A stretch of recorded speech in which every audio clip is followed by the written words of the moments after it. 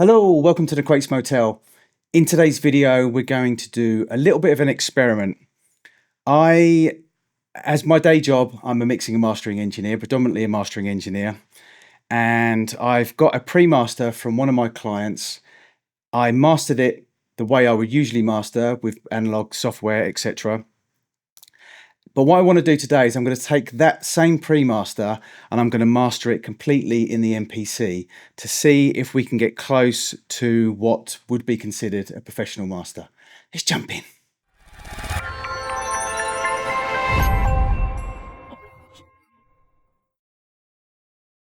Okay, so I've got the pre-master loaded into the MPC. I also have my actual master that I sent the client in the MPC as well to use as reference. Just quickly as well, I just want to say I'm using a new Canon vintage cine lens. I've got a little bit of an addiction to vintage lenses at the moment, which I'm not sure if that's really a healthy addiction. I know there are probably worse addictions that I could have, but yeah, I'm kind of into vintage lenses at the moment. So anyway, trying out a new lens today. I don't know why I told you that. Anyway, let's get back to it. In the MPC, I have the pre-master and my finished master. I'll just play the pre-master quickly. It's by one of my regular clients, a guy called Steve Darley, very talented producer, big epic house kind of track. Let's have a quick listen.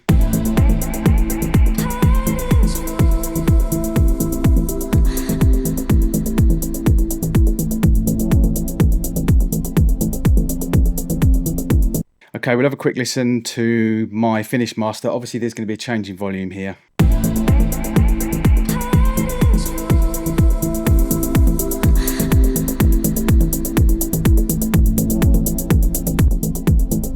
So yeah, obviously a little bit of difference in volume there. Can't really level match it. But that was my finished master, and we'll go back to the pre-master. Now, what I've done is, well, first thing first, I just want to give you a tip. I see a lot of people talking about mixing in their MPCs and mastering in their MPCs. What I would suggest doing is this. When you're mixing in your MPC, think of that as a stage to finishing your track. So you mix it down in the MPC and then you want to bounce it to a stereo file. Don't try and do both things at once. You need to separate mixing from mastering. They're two different entities. And the problem I think a lot of people find that they come up across, actually I know loads of people come up across this because I also used to come up across this as well when I first started getting into mastering in the late 90s. You have to have your mixing head on and then you have to put your mastering head on. A good way to do that is to bounce to a stereo file. So you finish your mix, you get it to a state where it's the best mix that you can possibly do, because it's very important to get the best you can possibly get out of your pre-master. Because in mastering, what we do is we enhance and polish it off. We put the cherry on top. If the mix is a mess, a mastering engineer is not going to be able to fix it. You can't polish SHIT. So you need to get your pre-master in the best place possible. So in your MPC, if you're choosing to mix it down in your MPC, get the mix as best as you can possibly get it, then bounce it to a stereo pre-master. So you've just got a single file, then you can then work on that stereo file. There's a couple of advantages to that. One is you step out of the mixing head and you put on your mastering head. And secondly, you're not tweaking things in the mix to try and make the master work. That's a bad habit to get into. Also, obviously in the MPC, we're quite limited. So if you bounce it to a stereo file, you've suddenly opened up all your CPU power and all your slots for your effects, etc. as well. But I think more importantly, it's making that switch from mixing your track to mastering your track. And that's why a lot of artists will, and sound engineers, etc., they'll finish a track and they'll send it to a separate mastering engineer, because that person will have a different head on. They'll be neutral and they'll be objective. There's a little bit of subjectivity involved in mastering. I like to think as a mastering engineer for my clients, I can offer some objective opinions, but also some subjective opinions based on my experience with multiple genres over 40 years working in studios. So that's the advantages of sending it to a mastering engineer, is they've already made that switch. Well, they don't actually even have to make that switch, because they're getting a new track in that they've never heard before. They've not been part of the production, part of the mix. Although sometimes you do also liaise with the sound engineer as well if there are issues in the mix. but generally you have a neutral head on as a mastering engineer. So by bouncing it, you're going to help yourself make that switch from being the mix engineer and the producer, the beat maker, into your mastering stage. So let's pretend that we've done that. I have a stereo pre-master here that I've got on an audio channel, not on a pad. The reason why I've got it in audio channel is it's a lot easier to skim around, etc. Obviously, if you've got it on a pad, you can't do that because you're just using a MIDI note to set it off. So I've got it in an audio channel, also got my finished master in an audio channel as well. The next way that I've got it set up is obviously my audio channel, I've got 4 slots. I've sent that to a submix, so I've got a further 4 slots. The reason why I've not sent it to the main output and used those 4 slots is because as reference, I'm using my finished master. That's going to the output 1 and 2, my main output. So if I was to do any work on the output, that's going to affect my finished master that I'm using as reference, or any reference track that you might be using in mastering. Very, very important, reference tracks. Get into those. I've made a video about it, and there's countless other videos from mastering engineers telling you referencing is one of the most important things when you're mastering a track. So that's why I've set it up this way. So there's nothing on output 1 and 2, main output on the MPC at the moment. I've got my pre-master being sent to submix. So I've got the 4 slots in the audio channel and the 4 slots in the submix. Then the submix is then going to the outs. So what I'm going to do is I'm going to go through each individual step that I've gone through to try and get it as close to my finished master that I sent my client as possible as an experiment. Let's basically, I want to see, can we get a commercial radio ready professional master sound out of the MPC? And that's the experiment today. And we're going to try our hardest to get there. So this is how I start things. I've got my pre-master. It's a really nice mix. There were no problems with the mix at all. Actually, I think there was a slight issue with a little bit of arrangement. So Steve sent it back to me with a few things changing the arrangement, but the pre-master mix was absolutely fine. So then all I have to do is work on adding my cherry on top, enhancing it, taking it to that 110%. And that's my job as a mastering engineer. I do have to rescue mixes sometimes. I do a lot of remasters of vintage old tracks from the 60s and 70s for record labels. I did a bunch of green sleeve stuff. So we only have the original tapes to work on that. We don't have the multi-tracks or anything, so we can't really rebalance anything. So quite often I am rescuing not the best master, pre-master. But in this case, and nowadays there's no excuse for it, you can do a decent pre-master. I think it was hitting at about -6 dB, so I have plenty of headroom to work with, which is perfect for me. But also in the environment that we're in now, when you're working with 32-bit floating point audio, you can have 20 decibels of headroom, and it's not going to make any difference because you just don't really get issues, the same issues that you would have got if you were working with tape back in the old days where you had to watch your noise floor, etc. So anyway, going off the subject, -6 dB approximately headroom gives me enough room to work with. So first thing I want to do is I do a little bit of surgical EQ. This isn't going to be boosting anything. It's literally going to be rolling off any of the low ends that I'm not really going to need. So I've done that with power EQ. Let's just turn that on. I've not touched anything in the EQ whatsoever. In fact, theoretically, I could actually turn all that off, but I've left it on. I've gone into the high-low cut. I've got the low cut on. So on about 25 hertz, and I'm just really doing that to get rid of any rumbly low end that there might be that you just don't really need. If I was mastering for vinyl, I'd probably go a little bit higher than 25 hertz, just purely because of when you're cutting to vinyl, you have to be really, really careful with your low end. So that's the first part, and that would be surgical EQ. And like I said, no boosting or anything there. The next thing I've done is we're trying out soft clipper. Okay, so let's just, we'll do it in steps, that's fine. So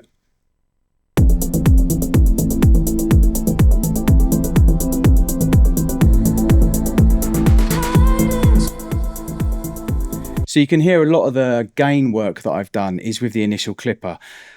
The purpose of the clipper and why I use clipping and why lots of mastering engineers use clipping in mastering, certainly early on in the chain as well, is to reduce the dynamic range of the pre-master. So in effect, by reducing the dynamic range, you're being able to increase the perceived loudness. So you're not actually making it any louder. If you're looking at your levels, the levels aren't really increasing as such. I've obviously I have added a little bit of output level because I want to push it into the limiter now. But with clipping, what in effect you're doing, a limiter will kind of how can I put it in layman's terms? I guess kind of round off the peaks as such, even if you're you've got a really high ratio, 10:1 or 10:1 upwards kind of thing. But with a clipper, you are literally shaving off the peaks.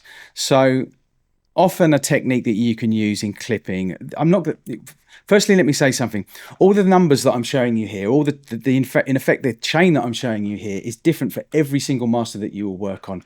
Don't copy this exact chain and think, right, now I'm going to be able to get radio ready mixes, because every track you work on, you need to familiarize yourself with every plugin or every piece of hardware that you use so that you know when you need to use that in the situation. So I do have go-to effects that I will use, and go-to converters, hardware, etc. that I will go to, that I tend to use on a master. But I will also know that if I run up against a certain situation, I will know what plugin that I need to use. So that's where you need to familiar yourself. You need to become a black belt in the plugins that you need to use. Don't be a white belt in 1,000,000 plugins, be a black belt in 10 plugins. That's what my mentor always used to tell me. Although it wasn't plugins then, it was analog hardware. So with the clipping here, the purpose of this really is I'm shaving off the peaks, so I'm reducing the dynamic range. Then I can push the levels up a little bit. So literally a good technique with clipping, software clipping and analog clipping as well, is push it until you start hearing a little bit of distortion and then back it off. I mean, that's a good technique to use with a lot of plugins, basically, because you don't really want to hear it. I'm not interested in really completely changing the sound of this pre-master. What I want to do is I want to bring it up to commercial levels and just kind of finish it off, just add that kind of professional, put that in quotes, sound, radio ready sound. I really dislike that as much as I dislike the word cinematic. Although that's got nothing to do with this, obviously, in this case. Watch some camera videography videos and you'll hear that word quite a lot, cinematic. Anyway, so let's make this track cinematic, a professional, radio ready. So with the clipper, what I am in effect doing is reducing the dynamic range.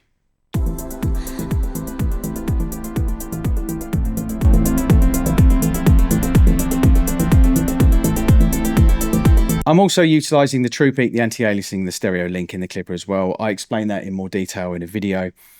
So I've pushed the drive up a little bit and then pushed the gain up a little bit. The release time, I've played around with. The lower you go, the more likely you're going to get some distortion. So what you need to do is you need to really be listening out for distortion. What I want to just say is when I actually did this, now I'm wearing Beyerdynamic 900Xs. But when I actually did this, I was using mastering headphones. I was using my Audeze MX4s and my LCD-Xs as well, chopping between the two of them. So there are some certain things that are not going to be, I'm not going to be able to hear them as well in these headphones, basically, because the MX4s are very revealing, and I use those to be able to spot any kind of little click or pop or distortion or anything. So again, drifting away from what I'm supposed to be saying. Right, so that's what I've done on the actual channel, the power EQ, the soft clipper. And by doing that, I've brought myself into a good area in terms of level. Now would be a good time actually to put the limiter on. The limiter,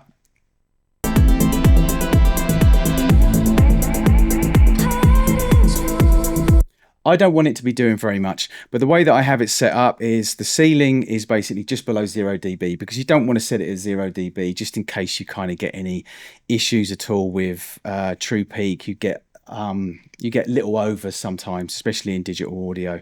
So it's a good idea to set to, there's no rule. I always set to 0.2. I know a lot of mastering engineers set it to 0.3 or 0.5. Some people even go as low as 1 decibel.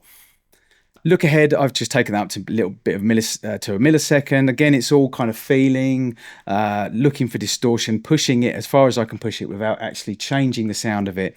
The limiter's not supposed to be doing very much work. There are some mastering engineers, and there are situations where you'll push the limiter to be doing a lot more work to get a real crushed sound. I'm not a fan of it. I like to try and have my masters as dynamic as possible, but also obviously loud enough to compete on a commercial radio ready level. So I'm looking at getting something around about -10 LUFS on most of my masters. I know some mastering engineers push it to -6, -5. I know, so I've seen, in fact, actually as an experiment, I pushed something to -4 once, but I didn't like the sound of it at all. Everything was crushed. The transients were all rounded off. It just sounded horrific. Weirdly enough, the client actually liked it. Anyway, so -10, between -10 and -12 for me is a nice dynamic master, but it's still going to be competing with the -14 kind of level that, you know, the people tend to aim for with a commercial sound. Streaming online, etc., tends to be -14. But, you know, I can go up to -8, -9.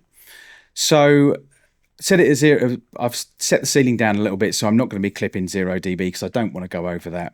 Release time for a track around about 124 BPM. I know from experience that this particular limiter between 70 milliseconds and 90 milliseconds is going to be decent. I've also used the mono. I'm not massively keen on it. It does something a little bit weird to the low end, but just for the sake of this experiment, I tend to mono anything below 80 hertz. Tend to, generally, that's not a set number. So I've used the air limiter to do that here. And you can see there's a little bit of flick. There's a little bit of gain reduction going on. It's crushing it a little bit, but it's just literally going to be catching the peaks, so I'm not going over.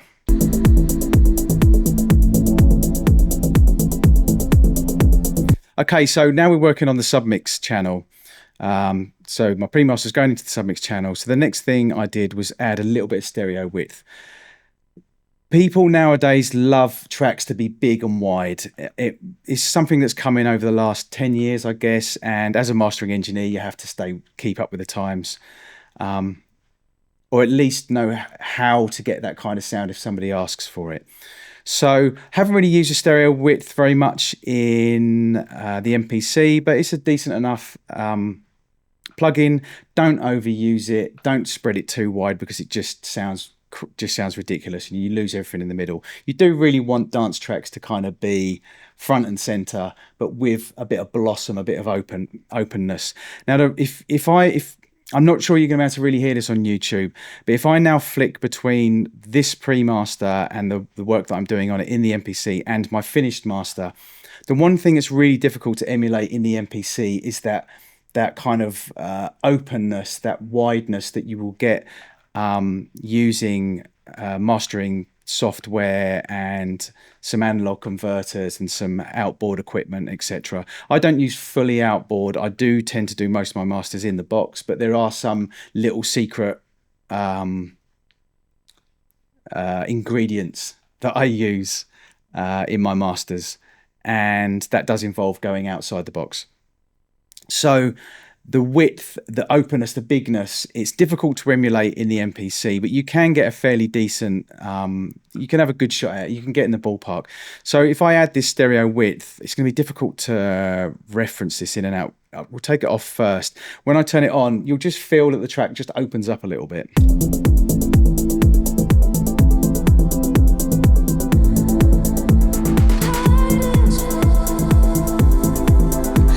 It's super subtle.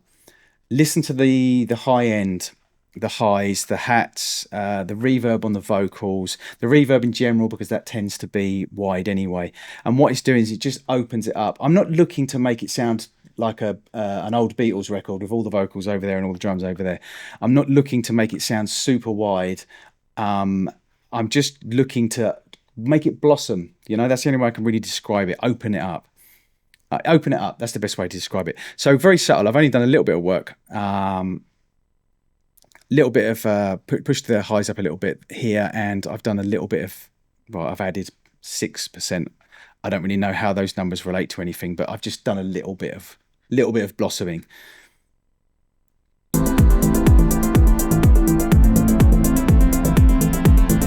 Okay, so the next part's quite important. Now I'm going to be doing the EQ, the boosting EQ, or the attenuation if I feel there's any kind of problems from what's gone before as such. So this is quite an important part of a master, but it's all about broad stroke. You've probably heard me talk about that before when I go on about masters, etc. If you've watched any of my previous videos. Broad stroke EQ, when you're a mastering engineer, you don't tend to do a lot of surgical EQ. If you do, you do it early on, and it's generally to get rid of problems, a resonance frequency, or doing a little bit of de-essing on a master, or cutting out a particular low end frequency that's causing a problem. It tends to be resonance frequencies you'll use, surgical EQ.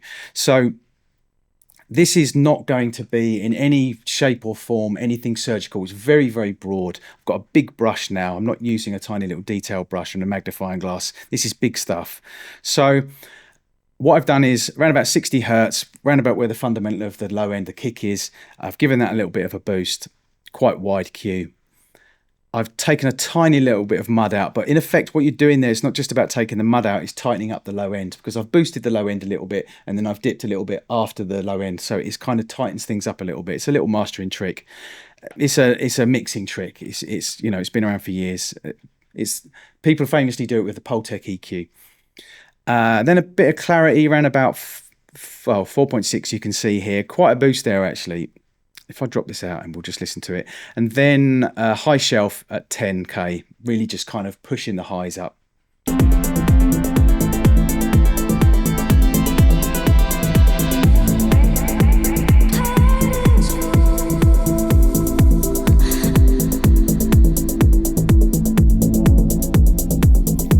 Again, because I'm pushing the highs with the high shelf, again, that helps the blossoming. It's all about using the effects that you've got as a big picture.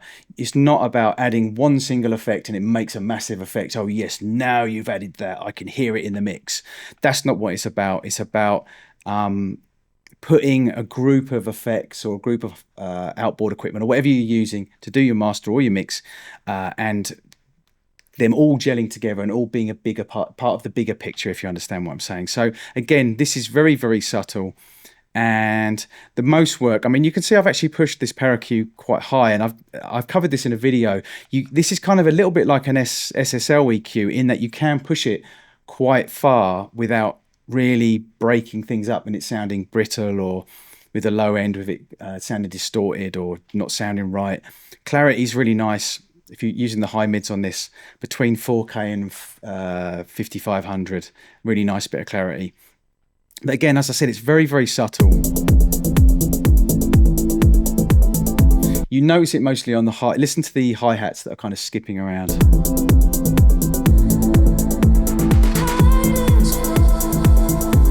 It's kind of like I had a thin sheet, not a massive blanket. I had a thin sheet over the speaker, and then I pulled it off the speaker and suddenly it just sort of opens up and the highs sort of come through a little bit and breathe a little bit more.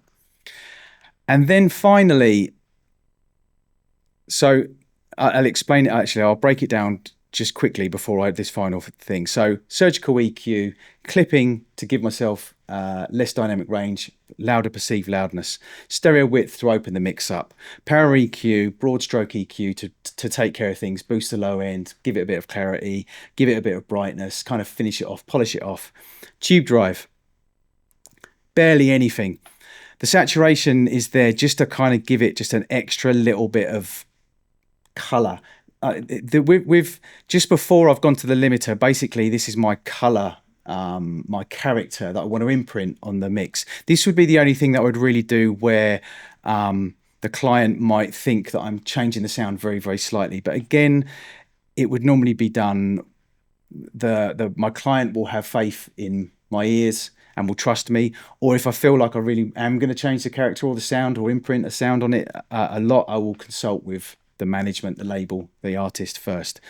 But saturation here is the tube drive is lovely. I don't actually ever use the tube drive for what I think it's supposed to be used for. I use it as a really, really subtle color box, and it's lovely for that. It kind of does the same thing that the plugin alliance do, a plugin called Black Box, which is really nice. And what's the name of that other company? Tone Project. I think they do something called Kelvin, kind of like a mastering grade. I'm sure it's called Kelvin. Mastering grade saturation.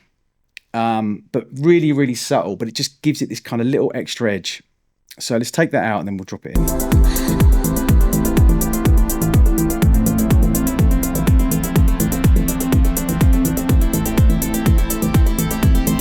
I can feel the high mids, sorry, the low mids, the clarity area, the kind of between 3 to 6K. So we're not getting into the top end really just yet. Just all sounding a little bit more grittier and a little bit more just nicer and fuller and various other mastering words.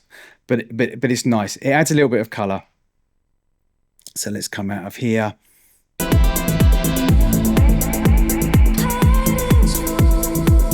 And what we're going to do is now I'm going to chop in and out of the finished master that I sent to the client and the master that I've got on here. Let's just have a listen to where we are.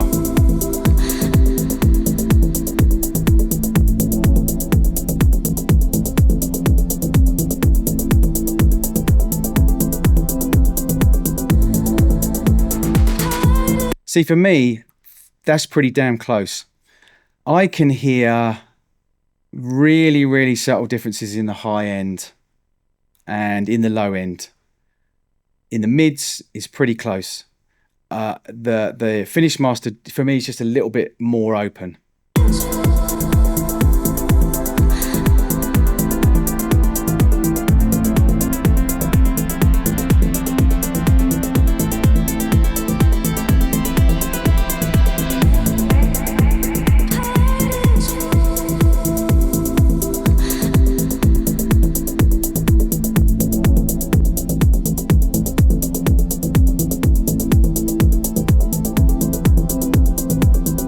Yeah, I mean, that's pretty close.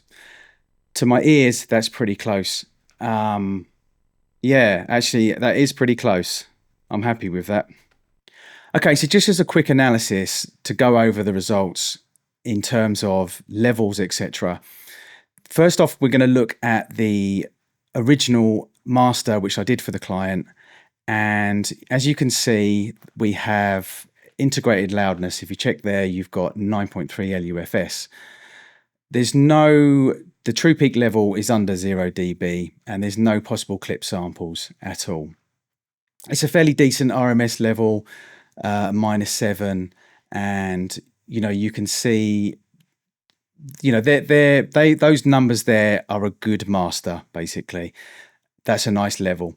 But now when we compare that to the master that I did in the MPC, you can actually see that I've got a louder level. It's at -7.8 LUFS. That's a loud master.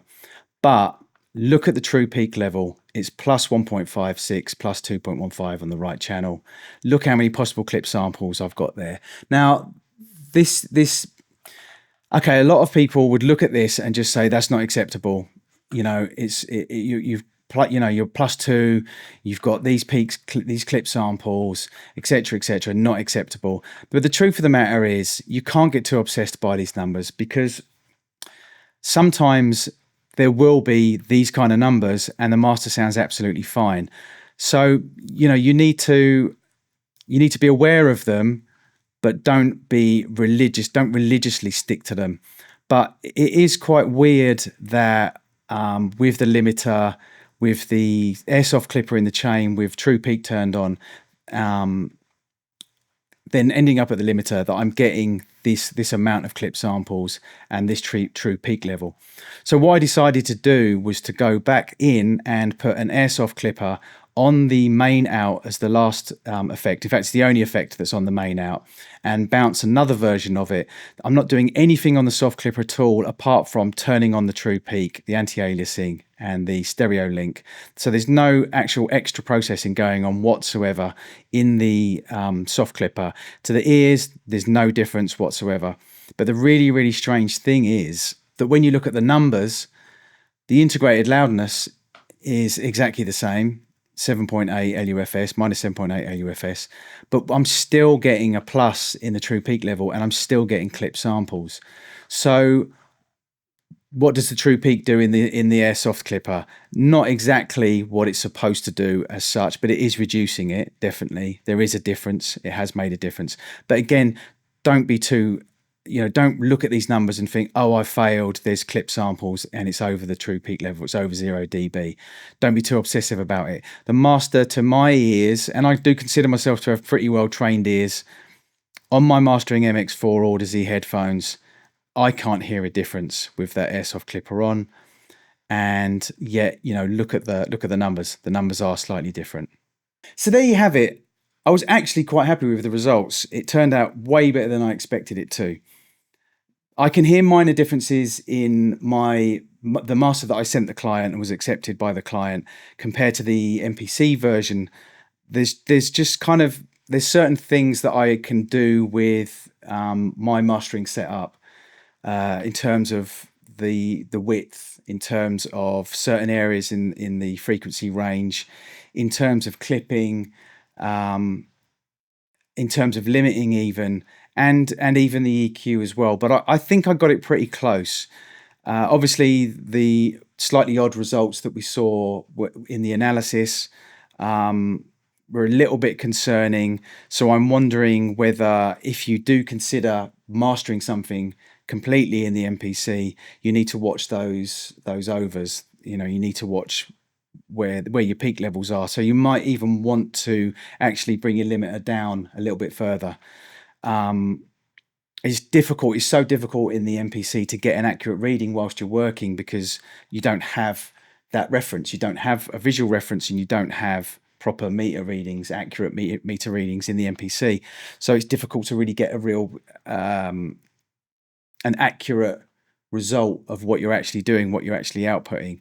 The analysis results were a bit odd, to be honest, especially the true peaks and the possible clips and that kind of thing. It's. I will say that, and there will be some mastering engineers that don't agree with me, and that's fine. We've all got our own opinions, but I have seen, I've analysed masters that have been of popular records that everyone loves, and they've won Grammys. The mastering engineers won a Grammy for this particular master, and there's overs.